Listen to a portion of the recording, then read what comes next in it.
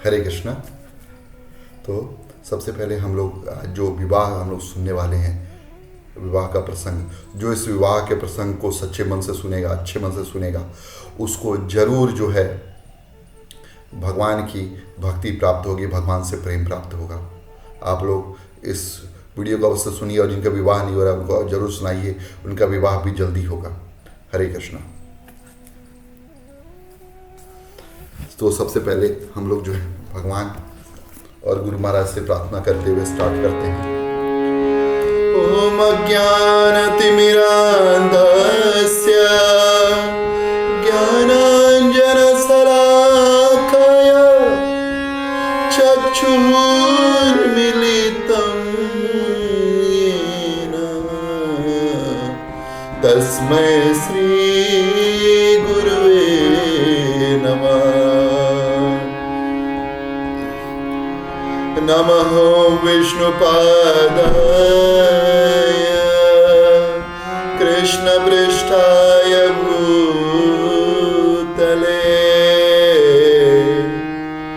श्रीमते भक्तिवेदांता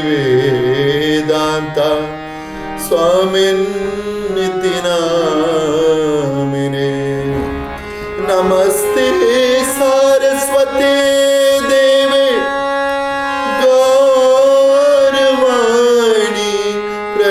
प्रचारिणे निर्विशेष शून्यवादी पाश्चात्य देशतारिणे। जय श्री कृष्ण चैतन्य प्रभु नित्यानंद श्री अद्वैत गदाधर श्रीवासादि गौर भक्तवृंद। हरे कृष्णा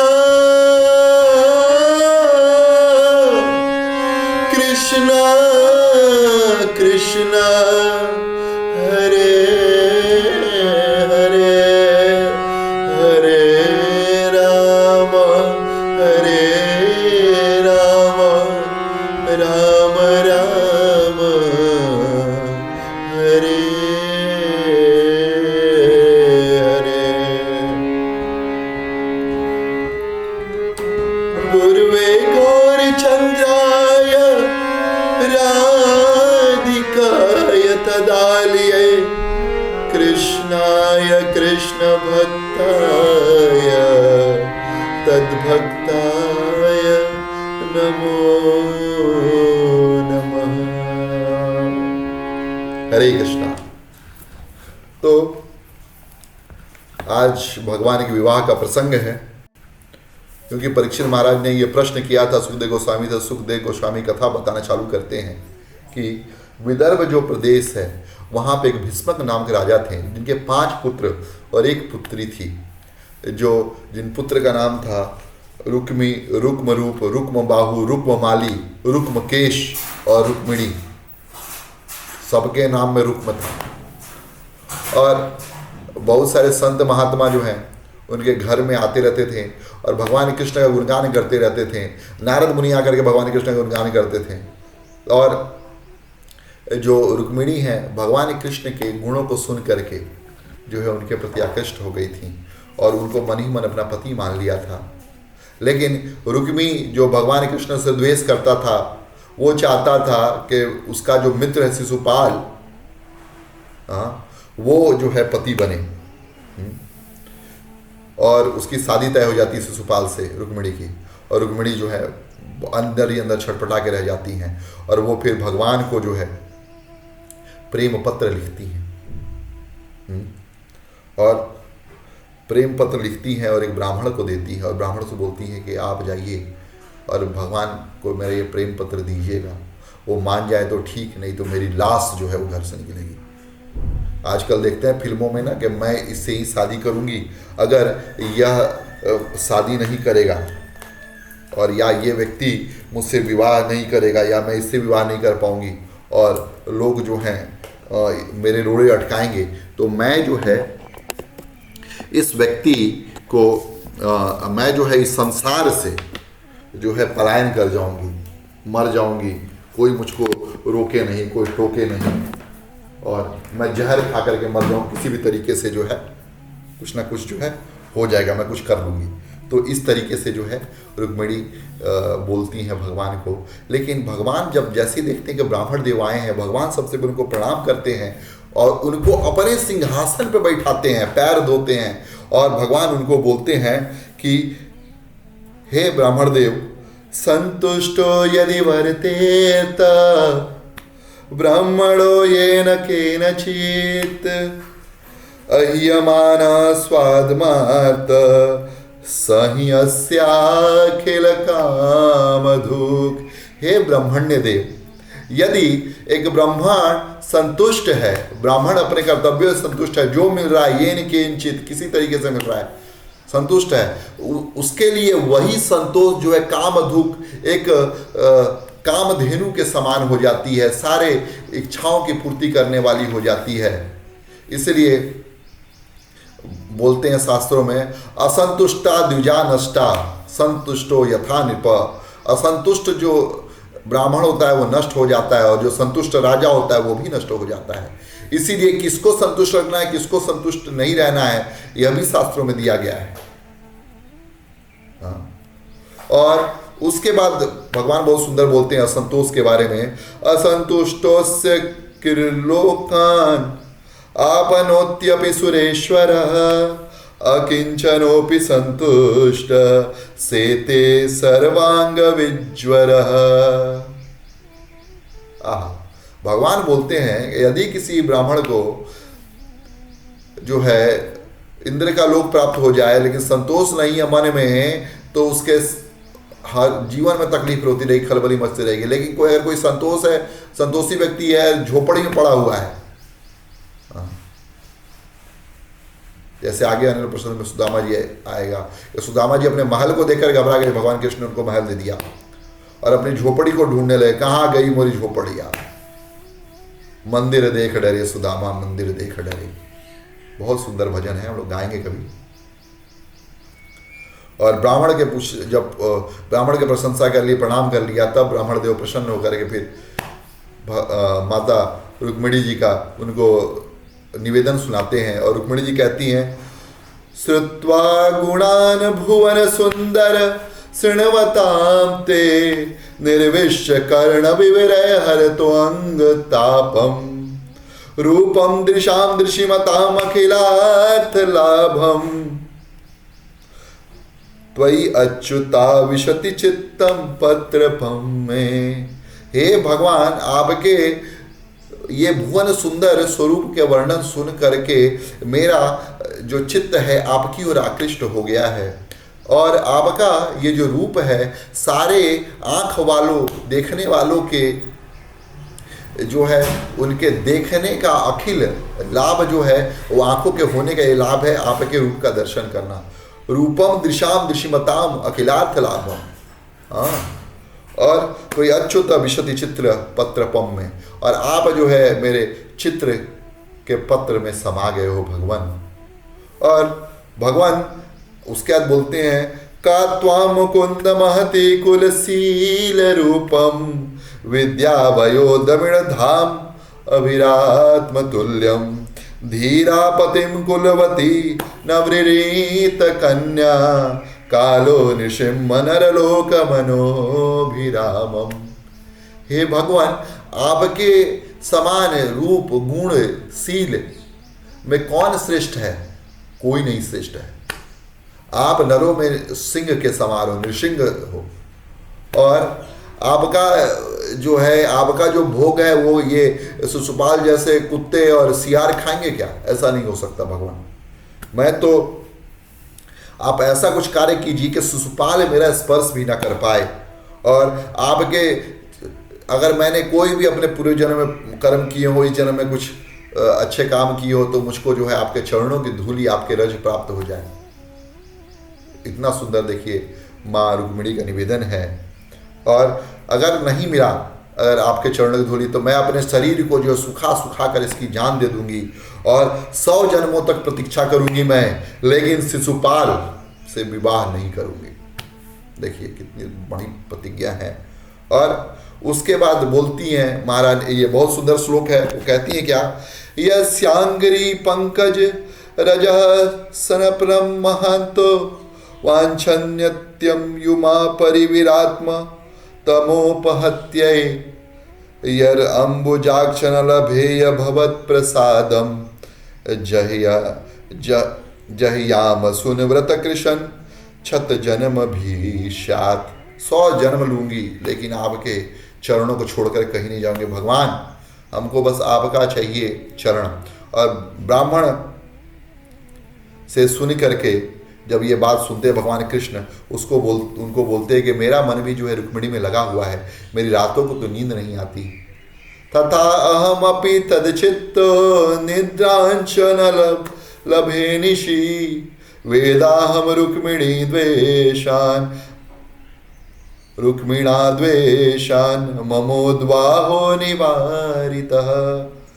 मैं, आप चिंता मत कीजिए, मैं रुक्मिणी जो है उनकी पीड़ा को समझता हूँ और रुक्मिणी का मुझसे द्वेष है, उसके भाई रुक्मी का द्वेष है मुझसे, उसको ही मैं जानता हूँ। चिंता मत कीजिए, मैं उसको जो है लेने अवश्य ही आऊँगा। और इस तरीके से जो है भगवान उनको बोलते हैं कि आप जाइए, और तब वो चले जाते हैं। और भगवान दारुका को बोलते हैं कि दारुका रथ तैयार करो, जो उनके सारथी थे। और दारुका 4 घोड़े भगवान के रथ में जोड़ते हैं, सैव्य, सुग्रीव, मेघ पुष्प और बहलीक। ये 4 भगवान के शानदार घोड़े जोतते हुए रथ में लेके और भगवान जो है कौंडिन्यपुर के लिए प्रस्थान करते हैं। और इधर बलराम जी को पता चलता है कि रातों रात भगवान कृष्ण जो है निकल चुके कौंडिन्यपुर। बलराम जी समझ जाते हैं कि कुछ ना कुछ लफड़ा होने वाला है, वो भी पूरी सेना लेकर के दल बल के साथ निकलते हैं कौंडिन्यपुर। बलराम जी भी निकलते हैं, इनविटेशन तो उनको रुक्मी ने नहीं दिया था, लेकिन फिर भी निकलते हैं वो। और जानते थे कि नहीं है इनविटेशन, लेकिन भगवान कृष्ण कहे तो उनको जाना चाहिए ही। और रुक्मिणी जो है इधर बहुत दुखी हो रही होती है, बहुत कष्ट में होती है कि भगवान ने लगता है मुझको अपने लायक नहीं समझा है। तभी उनकी जो बाईं आंखें हैं वो फड़कने लग जाती हैं और बाएं अंग फड़कने लग जाते हैं। और ब्राह्मण पहुंचते हैं और रुक्मिणी को सब सुनाते हैं कि आप चिंता मत कीजिए, भगवान कृष्ण आपके लिए आ रही हैं। लेकिन रुक्मिणी देवी इतना प्रसन्न होती है, सिर्फ जो है ब्राह्मण को प्रणाम करती हैं। यहाँ पे जो है स्वयं साक्षात माँ लक्ष्मी है, वो चाहती तो ब्राह्मण को कुछ दान दे सकती थी, लेकिन कुछ नहीं दिया, सिर्फ प्रणाम किया। कुछ शास्त्रों में कुछ लोग टीकाकार करते हैं इसीलिए ब्राह्मण जो है निर्धन है। माँ लक्ष्मी जो है हाथ जोड़ देती है कि आप तो भगवान की सेवा कर रहे हो, भगवान से मिल गया, मैं क्या दूंगी, इसीलिए हम हाथ जोड़ते हैं। तो ये एक रीज़न है ब्राह्मणों के जो है ये है गरीब होने का। ये तो और क्या रीज़न है। कुछ लोग बोलते हैं कि माँ जो रुक्मिणी थी उनको ऐसा लगा कि मैं ब्राह्मणों को दे क्या सकती हूँ, इनके पास तो सब कुछ है, संतोष जो है सबसे बड़ा सुख है। गौधन गज धन बाज धन और रतन धन खान, जब आए संतोष धन सब धन धूरी समान। गौधन गज धन बाजी धन, अरे आपको हाथी हजारों हजार हाथी मिल जाए, गैया करोड़ों करोड़ों मिल जाए, हाँ बहुत सारे घोड़े मिल जाए, लेकिन उनका क्या फायदा है। और रत्नों का खान मिल जाए, लेकिन जब आवे संतोष धन सब धन धूरी समान। हाँ, अगर संतोष धन नहीं होगा तो सब धन जो है धूल के जैसा है, और संतोष है तो सबसे बड़ा है। हाँ, इसलिए बोलते हैं संतोषम परम सुखम, संतोष करना ही परम सुख है। और राजा भीष्मक जब सुनते हैं कि कृष्ण और बलराम दोनों आए हुए हैं तो उत्सुकता से वह जो है विवाह देखने के लिए तो उनका सत्कार करते हैं। उत्सुकता से विवाह देखने आए हैं, इनको निमंत्रण नहीं था फिर भी पहुंचे उत्सुकता देखने के लिए। और नगर के सारे लोग जब भगवान कृष्ण को देखते हैं तो वो कहते हैं कि अरे रुक्मिणी के लिए तो योग्य वर केवल और केवल कृष्ण ही है और कोई नहीं है उनके लिए वर। लेकिन इधर माँ रुक्मिणी जो है गौरी पूजन के लिए जाती हैं और उन्होंने बोल दिया था ब्राह्मण के द्वारा, बता देना उनको कि जब गौरी पूजन के लिए मैं जा रही होंगी उस समय जो है राक्षस विधि से जो है मेरा पानी ग्रहण करें, विवाह करें, और भगवान जो है उनको पता चल जाता है कि गौरी पूजन में जाने वाली हैं, और यहाँ पे अंदर आती हैं, प्रणाम करती हैं कौंडिन्यपुर में। आज भी आप जाओ कौंडिन्यपुर, विदर्भ का जो क्षेत्र है महाराष्ट्र का, वहाँ पे ये शिव मंदिर बहुत फेमस है, आज भी है वो मंदिर जहाँ पे रुक्मिणी जी ने पूजा करी थी। और वहाँ पे जो है भगवान शंकर अकेले नहीं है, अपनी पत्नी जो है माँ पार्वती और उनके पुत्र प्रिय गणेश जी के साथ हैं। और वहाँ पे रुक्मिणी जी जो है उनकी प्रार्थना करती। कई लोग बोलते हैं कि इस्कॉन में जो है देवता पूजा नहीं होता, चयन होता। अरे आप देखिए, स्वयं माँ पार्वती पूजा कर रही हैं, लेकिन पूजा किसके लिए कर रही हैं? भगवान कृष्ण की प्राप्ति के लिए कर रही हैं। गोपियाँ कात्यायनी माता की पूजा कर रही हैं, किसके लिए कर रही हैं? कृष्ण की प्राप्ति के कर रही हैं। तो यहाँ पे बहुत सुंदर जो है प्रार्थना करती हैं। ये श्लोक आप लोग भी याद रखिए, बहुत महत्वपूर्ण श्लोक है ये। नमस्ते त्वां भिक्षणम स्वसंतानयुतां शिवम भूयात् पतिर्मे भगवान कृष्णस्तद अनुमोदताम। अनुमोदन करती हैं शिव जी से, माँ पार्वती से, गणेश जी से कि हे गणेश जी, हे भगवान शंकर, हे माँ पार्वती, हे गौरी, मेरे जो पति हैं भगवान कृष्ण हो जाएं। और कोई अभिलाषा मन में नहीं थी। भगवान कृष्ण प्राप्ति करम स्वस्वद साधनम तत्र वदाधुनः। यही कृष्ण की प्राप्ति कैसे हो, यही जो है वहाँ के ऋषि मुनि जो बैठे हुए हैं नैमिषारण्य में वो बोल रहे हैं। पूरा भागवतम भगवान कृष्ण की प्राप्ति कैसे हो ये बोल रही हैं। माँ पार्वती से प्रार्थना जो है इसी के लिए की जा रही है। माँ रुक्मिणी स्वयं प्रार्थना कर रही हैं देवी पार्वती से, माँ गौरी से, कि आप हमको भगवान कृष्ण की प्राप्ति करवाइए, और पति के रूप में, पति नाम पति, क्योंकि भगवान कृष्ण जो है पतियों के पति हैं। और इस तरीके से पूजा करते जैसे ही वो निकली कि उनको देख करके, उनके स्वरूप को देख करके, इतनी सुंदर थी वो रुक्मिणी, उनके स्वरूप को देख करके जितने राजा हाथी घोड़े बैठे थे सबके सब धड़ाधड़ धड़ाधड़ करके गिरने लगे। उनके रूप की माधुरी इतनी थी। और जैसे ही वो रथ पे चढ़ने वाली हुई, अचानक से भगवान कृष्ण जो है उनको अपनी ओर बाह खींच करके उठा ले गए। जैसे शेर अपना शिकार जो है सियार के झुंड से, गीदड़ों के, लोमड़ियों के झुंड से उठा के लेके निकल लेता है, वैसे ही भगवान कृष्ण निकले। और इन्होंने देखा कि शिशुपाल और जरासंध, दंतवक्र, ये सब आए हुए थे कि भगवान कृष्ण जो है लेके जा रहे हैं, जो है उसके पीछे लग गया। सारे राजाओं ने आक्रमण किया और रुक्मिणी तो भयभीत हो गई। भगवान कृष्ण हंसे कि रुक्मिणी तुम चिंता मत करो, तुम जो है मेरे रथ की कमान संभालो, आप अभी मैं जो है इनको जो है वध किए देता हूँ। और भगवान जो है पीछे मुड़ करके रथ चला, रुक्मिणी यहाँ पे रथ चला रही है और पीछे भगवान मुड़ करके शस्त्र चला रहे हैं। और वहाँ बलराम जी की सेना पहुँची, सब युद्ध हुआ, सारी सेना तहस नहस हो गई। और बाकी जो है जरासंध आदि जितने भी थे सब भाग खड़े हुए। शिशुपाल को जरासंध ने बाद में समझाया कि तुम क्यों चिंता करते हो, सारे देखो एक्सपर्टीज है मेरी, 17 बार हारा लेकिन 18वें बार जीता, तो तुम चिंता मत करो, तुम भी जीतोगे, हम होंगे कामयाब एक दिन। मन में है विश्वास, तन में है विश्वास, हम होंगे कामयाब एक दिन। वो दिन कभी नहीं आएगा, भगवान से कोई जीत ही नहीं सकता। मृत्यु सर्व हरश्चाहम, मैं मृत्यु हूँ, भगवान कृष्ण भगवत बताते हैं। सर्व हरश्चाहम, सबको हर लेता हूँ मैं। जो जन्मा है वो मरेगा, जो पैदा हुआ है वो मरेगा, निश्चित है। और मृत्यु के समय सब भगवान जो है हर लेते हैं। और शिशुपाल को जरासंध ने समझाया। इधर जो है रुक्मी युद्ध में जो है उनसे युद्ध लड़ने के लिए, फिर भी बाकी नहीं माने।